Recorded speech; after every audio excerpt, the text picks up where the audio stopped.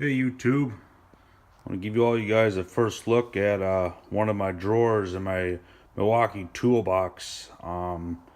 It's the drawer I use to store all my socket sets that I have from SK, and it actually worked out really well.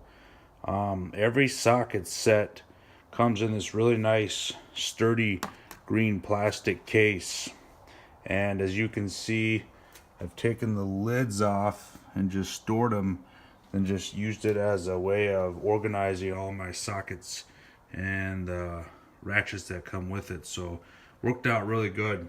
There you got your 1/4 inch set, 3/8 set, and the 1/2 inch set right there.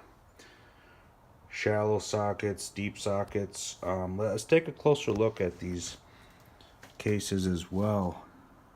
You got all your markings for all your sizes. Everything stands out really good. Everything's well laid out as well, so it's easy to reach in here or to open up the drawer and just find what you're looking for. I know a lot of guys have different ways of organizing and storing their sockets and ratchets, but I found this to be the easiest and the most efficient for getting at what you need. So anyway, there it is.